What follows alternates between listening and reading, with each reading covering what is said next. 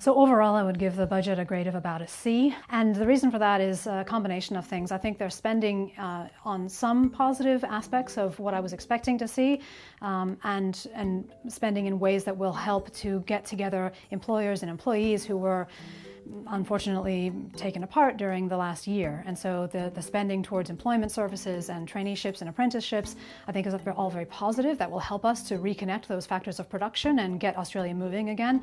I also liked the tax cuts for the low and middle income earners. I think that's a good idea. But on the other hand, there were some expenditures on items that seem to me not well linked to Australian welfare, and in particular to Australian productivity growth and just general sustainable well-being growth into the future. So in relation to childcare, and specifically something I was looking forward to seeing, it does seem that the budget is focusing on sticker price relief, so cost relief for families, and that's part of the issue. But as many of us have been saying for a number of years now, it really isn't just about cost.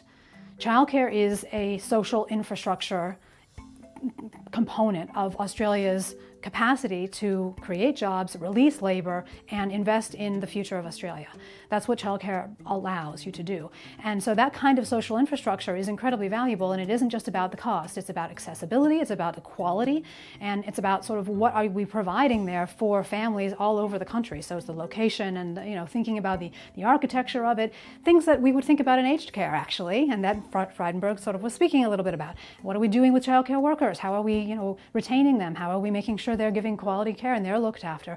So all of those kinds of concerns that are really more about the supply of childcare and how we're intervening as a government to try to help to fix some of the problems that we've seen in childcare, they were kind of absent from Frydenberg's speech. On the other hand, we did see this lovely aged care package, and we definitely talked about infrastructure. I mean, Josh Frydenberg talked a lot about infrastructure, but infrastructure in his speech was basically code for transportation. So we had rail projects, and we had, all sorts of different bus things and whatever, infrastructure that was about getting people from A to B.